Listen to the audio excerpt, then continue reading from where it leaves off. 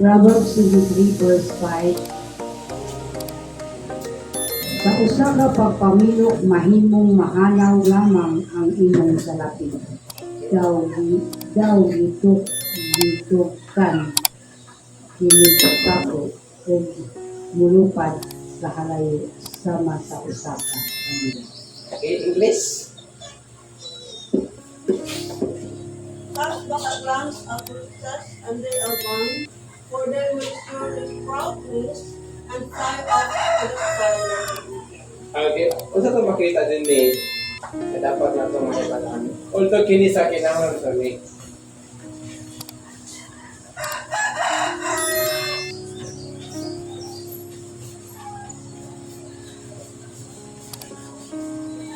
Okay, sa first Timothy 6 verse 10. The love of the money is the root of all evil.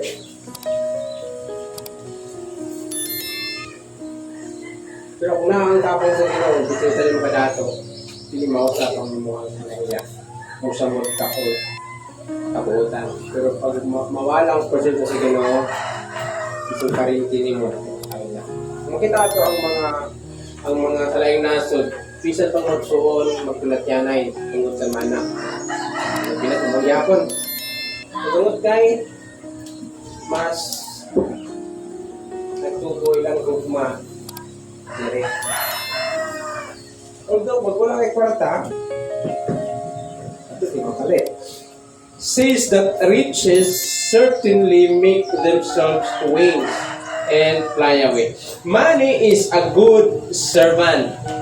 Ang kwarta daw, maayong isang servant to further the Lord's work para sa prophet sa Ginoo, to help others and to purchase our needs. So, kini kwarta, maayon isa na ato ang sunugon para sa bulaton sa Ginoo para matabangan pa ng uban. But it becomes master, mahimo ni sa agalon nato that can enslave our mind. So, muna may tabo karon, ma-enslave ato ang mind. Next, ma-enslave ang atong mind, rob us, kawatan ta sa atong oras at ato ang kalinaw. Our face, kasi nakakamahimutang kay wakay kwarta, kaya nahanap naman mo kamutubunin itong kwarta. So, yun mo natin kwarta. Then, happy relationship. So, it rob, happy relationship.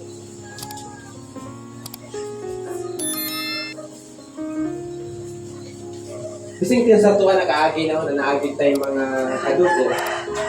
Abot sa kwarta, hindi na kaila. Ito sa mga side na ako na. Sa wala po siya naka-abroad, tuutan kaya. Kaya ang nakakuha na, pisig gusto ko na gani, dilit na po. Makuntak. Anong papaparelax lang ka, palinkamot yung diya. When we place too high value on it. Kung ato ng taga ang mas value ang kwarta, kasamit ako sa tuwa, mahimo nga i-enslave niya ang ato ang mind. Mind, kawatan ang kalinaw, ang maayo nga relasyon. We cannot take money with us when we die. Tama ba? So we should be more concerned with laying treasures in heaven. Paano ko na lang ito mga arguments at mga author? Hindi ito mabuhay pastor kung bakay kwarta. Pero ang focus ani ba? Ang love. Pag mo na ato ang mahimong payag sa itong kinabuhi, muna epekto niya. Imong mind, i-enslave. Trabaho kayo sa kwarta. Ano kwarta naman, huwag kayo bugas. Ikadua, kawato ni mong kalinaw. Ilang katulog. Alam ba kaya ni? Pero pag lahat ni mong ginaw sa kwarta, di niya kaya isip mong mind, di niya kaya kawato ni mong kalinaw. Kaya ang ginaw man nag-protect sa ako ang kalinaw, kaya siya man ang peace. Pag mawala na ito ang focus, pag delay dito ang focus ng Ginoo, then ito mag-start na ilag na ito ang kwarta. Hindi mo na ngayon sa 1 Timothy 16, mahimong siya. Tatanang, wala. God entrusts us with money to use for His purpose. Hello. Kinsa nakaagid rin na nagkupot yung utot tungkol sa kwarta. Wala makaagid, no? Wala makaagid. Ikadua, ikawat imong kalinaw. Naman, daghan mo expenses. Daghan mo kay galastuhan. Wala kay kalinaw. Tanan sudlan nimo. Wala, sulod dito. Na naman, kinaalagin kayo mga expenses. Kung wala tayo galastuhan, wala man tayo. Hindi makita ko, ano? Ako pag mga lumpin na ng kwarta. Next is, ang happy relationship. Magbulag. Ito ng mga mag-asawa magbulag po sa kwarta. Hindi tungkol sa kauban, huwag o kasalanan ng kwarta. Kasi napot, ito mag-guide. Nawala na ang ilang sumpahan sa altar. So, ingat sa Proverbs 15 verse 5. Riches certainly have themselves wings and fly away. Ang son, dili dautan mga kay bata.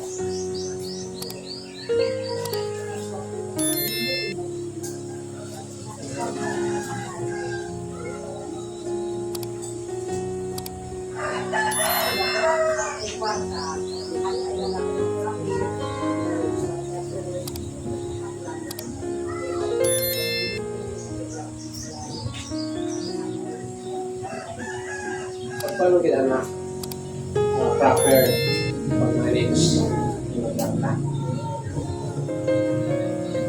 Diba? Don't love money.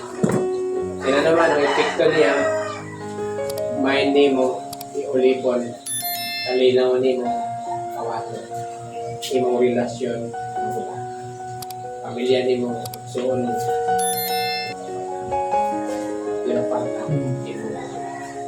Pero na-experience ko sa ako na taas ka ng love money.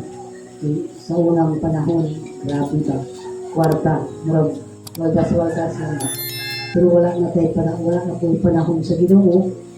Kung asa ang kanang na ay kalipay sa barangay mo ato yun, kaya na ay kwarta. Pero sa tantong murag na wala na, dito na na realize na ang kwarta di ay dili makaayo. Pero kung ang kwarta, kung natin kwarta, gamiton sa maayo. Kung para sa dautan yun. Nakaagi ko na, grabe kwarta lang yun. Awas-awas, sa isa ka adlaw, 40,000, isa lang na ka oras sa adlaw. Pero wala na hinumdum nato. Okay. Muna yung sa Proverbs 23 verse 5, muhimo sa gapako, mula lupad. Atong mo na lang, may saan mo ko ng Ginoo. Wala mo naging ano kung kurata. Kaya mo sa Matthew 6:3, all these things shall be added. Doon sa Philippians 4:19, and God will supply. Pero atong i-check, pag mo tag-check, kung kinsa kung akong pinuutin ko man. Ako naman pag igugmaw itong kwarta mo, minimate ako. Kung naka-experience sa tananani, biktima tani. So, mangguro, wala pati wala. Wala sila kaagin na i-sikway, i-reject sa ilang mga kwartahan ng mga laban nila. So, hindi ka makabaso na i-reject ka kaya laban ng kwarta, hadlok sila. Pero kung lang mo ang Ginoo, hindi ka makadlok. Ano naman, kaya makutok mo ang Ginoo man mo provide. Kaya yun sa Ginoo, I will supply. If you seek for the kingdom and His righteousness, and all these things shall be added. So muna na ato ang tandaan na morning mahimong epekto sa mga katawan. I-enslave ang ato ang mind, kawato na itong kalinaw, kumpon ang atong maayong nga relasyon. Sigot ka na. Napangaya man ta sa Ginoo. Pero ang atong pangayoon, let the money, the opportunity in the right way. Amen? Now, open your Bible in Colossians 3 verse 2.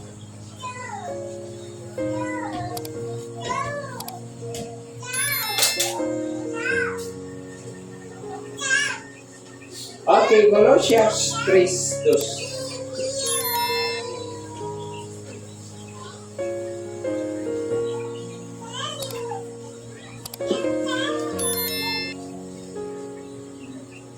Colosas 3:2. Una-una ang mga butang langit nun dili ang yutan-on. Una-una ang mga butang langit nun dili ang yutan-on. It is a command, di ba? Sugo na sa.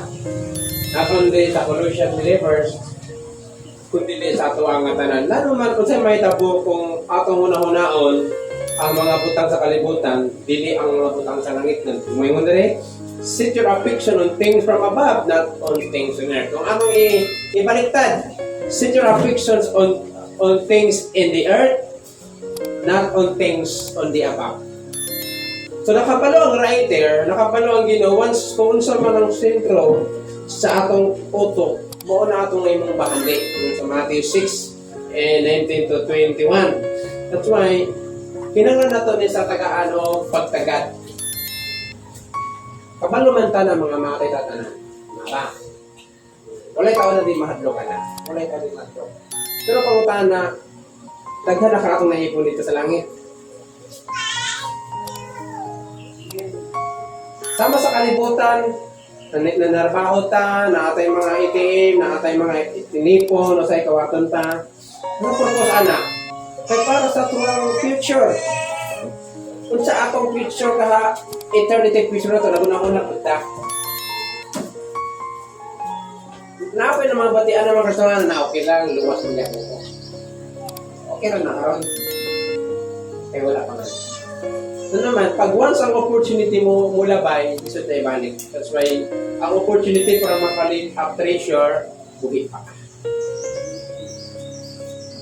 Dako kay mahimong epekto sa tuwa once na dili mao ang ato ang sentro sa ato ang pagbati. Muna ginaingon sa Bible, set your affection on things in above, not on things on the earth. Na naman, mawala ka sa focus, kapuyan na ka, o makita na ni mo yung pagalingan. Okay pa ako naman talaga kapawan. Di ba? Pero kung pupusin mo sa langit, ikakita na imuha ka ng trabaho. Bahal pa nilig tira, wala mo na kayo pupusin mo sa langit. Pero kung di na pupusin mo sa langit, imong pupusin mo pagalingan. Kapuyan, isa na yan. Halos na lang sa mundo, sa trabaho. Palimangay mo pa na. Earthly things are lent. Ito tayong lent.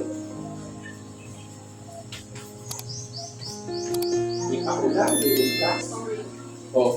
Earthly things are lent to us by God for a time to use for God. So, earthly things. Unsa pa ang mga earthly things na mong balay? Hello? Yung cellphone, yung balay. Tanan, earthly things. Tanan, nagipahulab lang. Unsa purpose ana? Is to use for God. Ano naman, iyahaman ang tanan. So, we can lay up treasures in heaven by. So, kini sa mga general things. Number one is winning people to Christ. Sa imo ang pagkakristohanon, pila na ba katuig? Pila na ba imong na-invite? Tara ba kayo na-invite? Na mga lagat sa Ginoo. Ikaduha, kini sa personally living the Bible. Lay up the treasure is ikinabuhi ang Bible. Hello? And next is, kinisa is building churches. Pagtukod sa mga churches. Not only sa mga gitawag nato na mga pioneering, kundi wala man ta naga-actual dito, naga-free pa ta. Ato si Padre is a part isa sa pioneering. So, long term na siya ng pioneering. Kaya may naapot, teka mawala, mo muna sa tao na pioneering. Pero ang Padre is, kumusta na pa imong treasure sa langit? Teka ano? O wala pa ka sure kung napaka-treasure dito. Na naman, kita ka na, gusto ko sa dili, mawala nito. And finally, Proverbs 28 verse 1.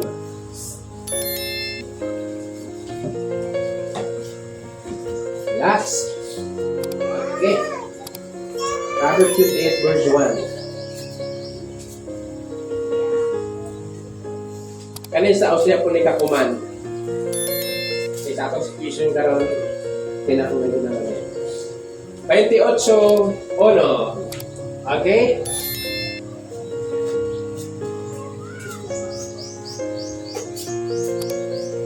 Proverbs 28 verse 1. Come on. Proverbs 28:1. Ang tao dautan ni dagan bisag walay nagtukod kaniya. Apan ang taong matarong sama kaisog sa liyon. Grabe no, ang tao dautan ni dagan bisag walay nagtukod. Fitness ay ang konsensya pamurag na ay nasuko, laon sa amag, laon sa. Pero ang taong matarong sama sa usaka Liyon. la.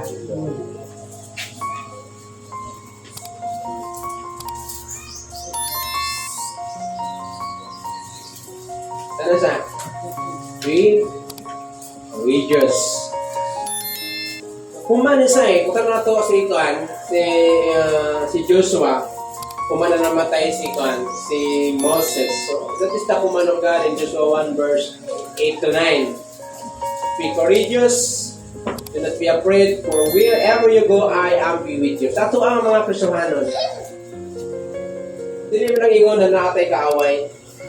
Mahimot ang isog sa pagkatubang sa challenge karon natin ito. So, sa ministry na to, panahon na to, may time na muawas, may time na halos pila lang, ikakot puno. The same sa imong kinabuhi natin mga ginaatubang na mga problema. Pero ang tinuod na mga matarong is bold as lion. Unsa pa ang kinaiya sa lion? Ano gigamitan man ni simile? Oh, simile. Nagtungin na no? Gamit sa as. Word na as. Bull. Patang ka ng pakangulo. It means isog sama sa leon. Ano sa ito utol sa leon? Diba kitawag sa na king of the kitchen. King of the jungle. Kining layon, dili mo atras in the time of pag naa sila ay gusto na atapihon. Pag naa sila ay focus. Pero bright din sila eh. Tanawan na itong mga hinay na mga kitawag na ito ng mga usa. Then mutuputan nila, sinapay mo babaga na di na sila magpahawak. Kaya isulagin na sila. That's why, kitang tanan na nangalagad sa Ginoo, kitawag na right to the Kisa, dapat magpaisog-isog na lang tali. Kailan na to ang fighting spirit. Amen? Amen. So muna, ang kinahanglan ni mo maibalaan na walay panawan na anak sa Ginoo. Amen. 2 Timothy 1:7, God gave us the spirit of fear, but power, love, and self-control. May mga time na mo ako sa kahadlok ka. For example, kung yawa, kung kayo, kung yawa si mga Then I remember, ingon sa Timothy, wala naghatag ang Ginoo Espiritu sa kahadlok. Kung dili, kahom, pagpugong, sa kagalingon, o gugma. So mga igsoon, kaya ang mga talawan na ay punishment. Ngayon sa Revelation 21 verse 8, tanan ng mga talawan, ilabay sa nagadilahap ng kalayo. So actually, up to the after ko sa. Salamat sa Ginoo. But, kung saan na sa pag-remind na ito So, ang mga Kristohanon, ito sila. Mupadayon na yung pagpangalagan. Hello? Na kung talawan ka, naku, grabe naman yung mga presyo ka. Ang mahal na magayo. Di alam kung simba. Okay, musamot mag problema. Ayawa, dili na mo full attack sa to in the moment na naata, nag-on fire ta. Alam nyo na ha. Paano na pangalayo ka, bilibra na siya. Ulato niya na muaksyon ka kung pa-discourage. Hello? Sa kagid niya karon.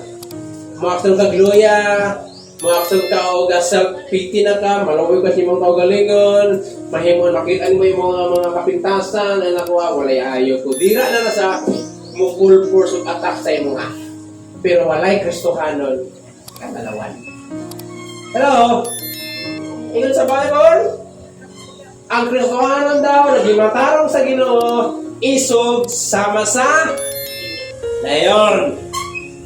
Kung isog-isog ta, man ipakita nato sa ato ang pagpangalaga. Amen? Hello? Kaya mga katalawan, ay punishment. Kaya magkatupad, ay sigtalawan niya. Ay sigtalawan niya. Laban lang! Mati ngayon sa kalang niya, sa Kristohanon. Pag-umat sa Kristohanon na. O, kailangan natin Nixon na may balaan mo. Ecclesiastes 9 verse 10. Last verse. 9 verse 10. Whatsoever thy hand findeth to do it with thy mind. Na naman usahay magtalaw ta, na naman usahay maluya ta, kay wala ta kinabuhat.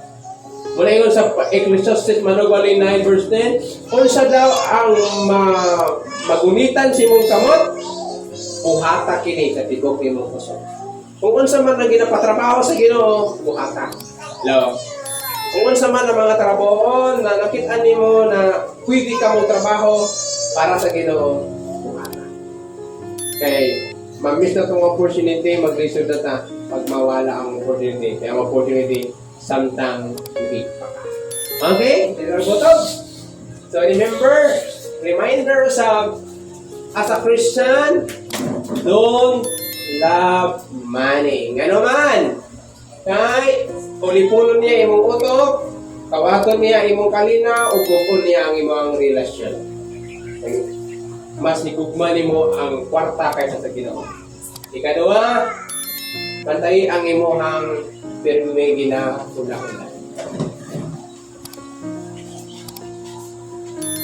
Kung mauna yung muna-huna, muna mo gawa ni mong baba. O muna na yung lihok. Ano yung nanay mo muna-huna, ano yung panulti, ano yung nalaman yung panlihok, eh, mauman yung muna-huna. Sige sa Bible, seek your affection, your muna-huna, on things on top. Kaya kung muna yung muna-huna ni mo, mabala mo muna si mong action o si mong panulti. Namuyo na yung muna-huna. Pero kung nahuli mo, godly kayo, kaya mong muna-huna, kaya mong panulti, liyog ni mo reflect na. Hindi na pwede mag-opposite, nalahi mo na nalahi mo action, nalahi mo yung panulti. Kitang bilang. O katapusan, pag maisog. So remember, in the Bible, the battle is not yours. Ganun. Okay, dapat ko ito. Wala tayong mga pangutana. Hello? Any question? Any experience? Out of 3? Isa lang? Na namatigdan niyo sa diyang wala ka kapantay na higugman niyo ang kwarta, nawala niyo ang kalina. O, nakuha niyo ang relasyon. Kaya ka pa rin naman. Pagkakatan niyo. Wala tayo matalong sa inyo. Okay, ang last week tayo. Any more than inside?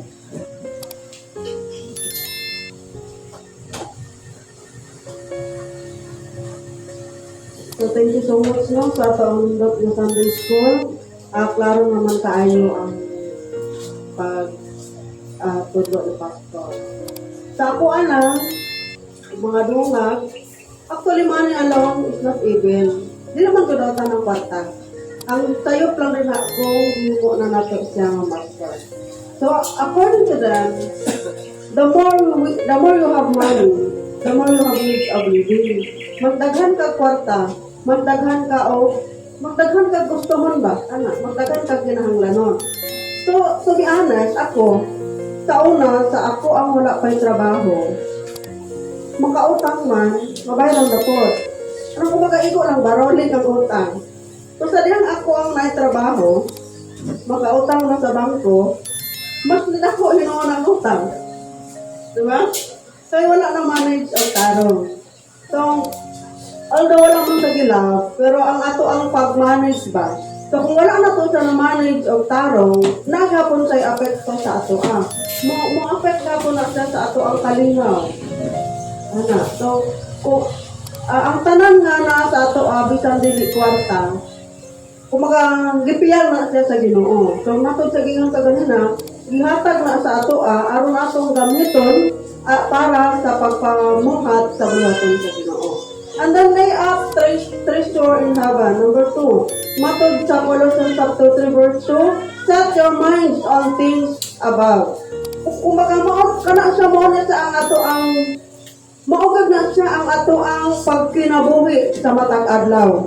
Kaya kung unsa ang dagan sa atong una-una, that is how we view things, how we view our problems. Ano kung natin problema, kung nakatanaw lang ta sa temporary nga mga butang, ingon kanang kumaga dali lang ta mapukan kay dili man kayo maayo ang ato ang foundation. So kung ato ang mindset naka-focus sa Ginoo, naka-focus sa how great is our God, how rich is our God, naman tay problema, makaya ra gud nato, maangko nato ng 39. Mahimutang magmaisugon kay kabalo man ta kinsa ang Ginoo nga ato ang gialagaran. So 39, be courageous like bold like lions ang mga pagkamatarong sa Ginoo.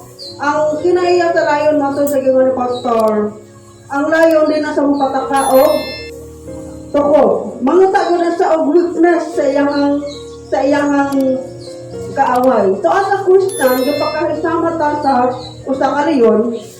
So when enemy comes, so kumabot man ang mga pagsulay, kaaway, problema unsa diha, dili ta mupatakaog. Ay pagkataon na to asa pagkabiyahe ang kuan ani. Asa ang buslot? Asa ang problema? Kaya dito na to siyang atakihon. Kaya para ato siyang ayuhon. Ana lang.